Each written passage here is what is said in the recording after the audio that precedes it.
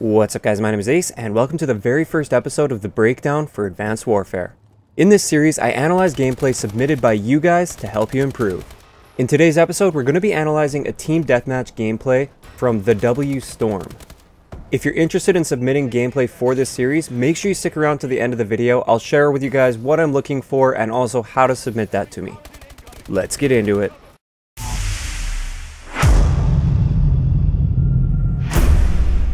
Alright, so let's start off by looking at the class that he decided to use. So we have the BAL-27 with the hybrid sight, the laser sight, and the stock.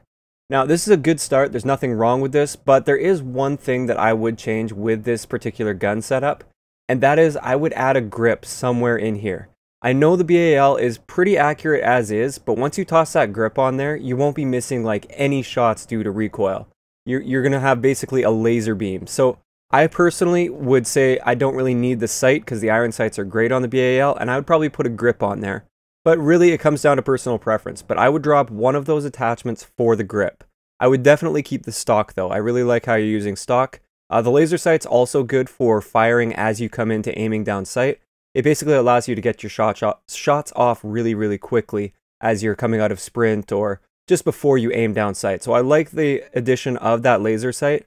But somewhere in there, I would add a grip. As for perks, he's using lightweight, peripherals, toughness, and blast suppressor, and there is absolutely nothing wrong with that perk loadout. That looks great to me so far. For score streaks, we have UAV with, I believe that's the threat detection module, but I could be mistaken there. I'm pretty sure that's what it is. The orbital care package and the missile strike. And there's also nothing wrong with this loadout. It's the lower end, so they're relatively easy to earn compared to the other ones, and score streaks can be pretty difficult to earn in this game, so I usually recommend going with the lower score streaks until you become really confident that you can earn the higher ones. But this is a great place to start, so there's absolutely nothing wrong with this score streak loadout. Alright, so let's get right into the gameplay here, and the first mistake I notice is just a little bit of a map awareness fail. At this point in the game's life cycle, it's totally understandable that you don't know all the subtleties, but you'll notice he checks left here, and you can't actually go left, so he tries to go through that door, and because of that, he ended up dying. If he would have known to check right instead, he may have had a chance at that gunfight, but either way, he had two enemies on him, so maybe not. So moving on here, he goes back to challenge these guys, and I like how he kind of uses these stairs as cover, takes a shot, and just moves on. Now, right here is a big mistake that I'm sure you guys can all see. First off, he still has 20 rounds in his magazine. He doesn't necessarily need to reload, and if he was going to reload, this is not the place to do it. You'll notice he doesn't have any teammates on his left in that building watching that alleyway. If he did, then I would say maybe, yeah, it would be okay to reload, but he had nobody covering this angle for him, so it was very easy for that enemy to just walk around the corner and pick him off. So this is a situation where he should have either backed off to reload, or he should have just kept pushing and actually tried to challenge this guy before reloading. Now, as he spawns back in, he makes another mistake here. He starts pushing out into the open, which you wouldn't really expect to run into a guy out in the open, but he does. So let's back that up a little bit, and you'll see right now he's not really putting too much cover between him and that big open alley where he just challenged an enemy, or an enemy just killed him actually. So he should be expecting enemies to be somewhere in that general area, and also once he actually gets into the gunfight, so he sees the enemy, it's clear the enemy has the advantage in that window. The enemy has a little bit more cover, and he also has a slight height advantage over him. I like that he tried to basically shoot his enemy while strafing towards the cover of the Humvee to his left, but I would have actually used a dash in this situation to completely avoid that gunfight. I don't think I would have even tried to take shots at that enemy.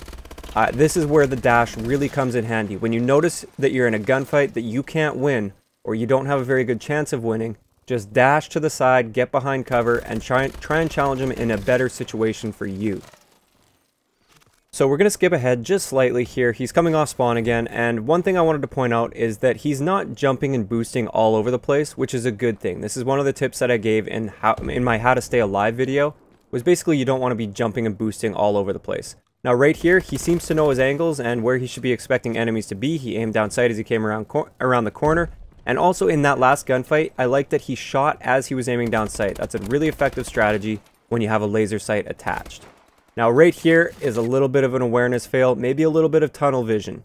This is something you really have to be aware of on this map. That piece of cover there that he was just trying to head glitch over, That left side doorway has too good of an angle on that piece of cover, and he just overexposed himself to that line of sight where it was very clear that an enemy could be or could end up being very shortly.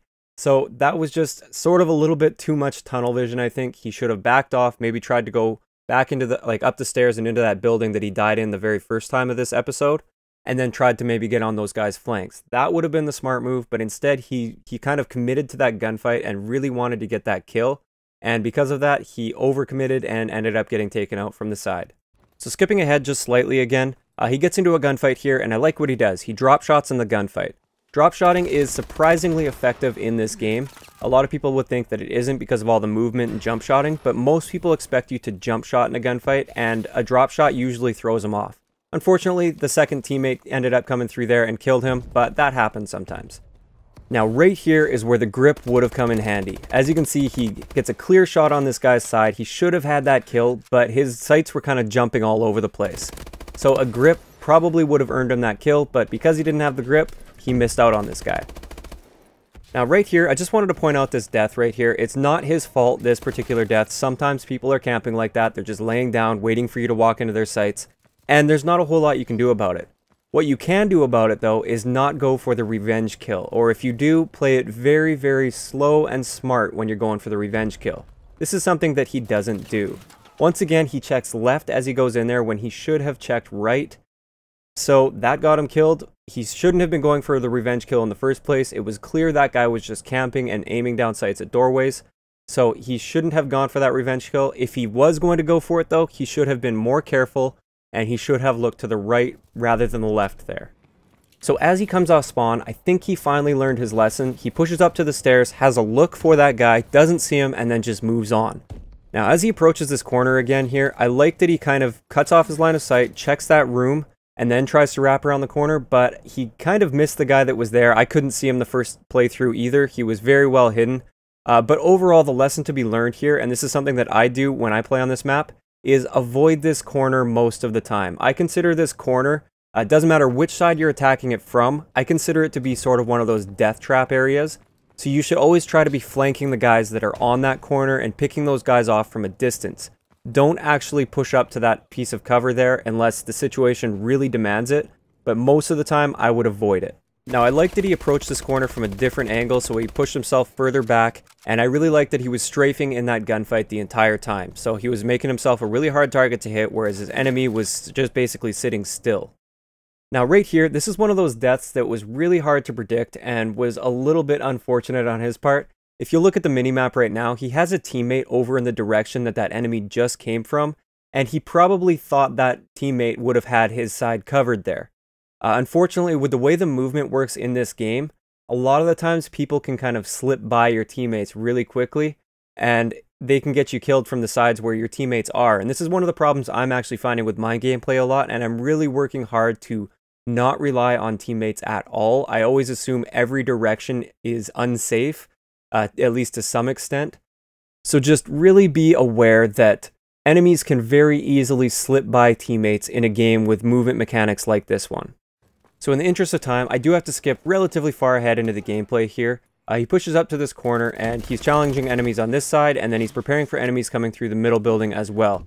It's very clear that he knows where to expect enemies to be, he knows where his choke points are, and that's very good. One thing is, right about now, I would start to think that I'm overstaying my welcome, and it's time to back away from this corner. Instead, he decides to keep trying to challenge gunfights, and at this point, it's very clear that enemies are onto him and ready for him. So he shouldn't have challenged that gunfight, but he did anyways. So that's going to wrap it up for today's breakdown. A few things to be aware of with this gameplay is avoid going for revenge kills, especially on people that are clearly camping really hard. Pay attention to your angles and who has a line of sight on you at any given time. And if you die in one place, maybe try and avoid that place for the rest of the game. You'll notice he went back to that corner several times in the match because it is a hot spot, but it's also kind of a death trap. And finally, something that I really like was drop shotting. In this game, drop shotting can be effective in some situations, not every situation. I wouldn't recommend drop shotting in every gunfight, but throw a drop shot in there every now and then, and you'll throw enemies off for sure. So if you're interested in having one of your gameplays analyzed for this series, then please feel free to send me a link to an unlisted YouTube video. to my email address, which will be in the description below. Keep in mind, I'm not looking for really exceptional gameplay. I'm looking for more average to below average gameplay where there are mistakes that were made in the gameplay that I can actually share my sort of thoughts on and my experience with. If it's just a really exceptional game, it's really hard to learn from that in a lot of cases. Also, the gameplay does need to be at least 720p. I'd prefer 1080p, but 720p is good enough for me. The reason for this is I simply can't have like video camera filming a screen type of quality on my channel. I try to keep my channel as professional as possible, and I'm not going to be analyzing gameplay, unfortunately, that's filmed from a TV. So once you have all that, you can send it to my email address below and I'll have a look at it. There's no guarantees that it is going to be featured in this series. I am going to be a little bit picky with the submissions. I do want to pick things that are really valuable and there's lots of lessons that can be learned from it. So don't get your hopes up too much, but I would appreciate it if you'd send it out, and who knows, maybe you'll be on for the next episode. So if you enjoyed this episode, a like rating is always appreciated, and don't forget to subscribe for more if you haven't already. I'll talk to you guys next time.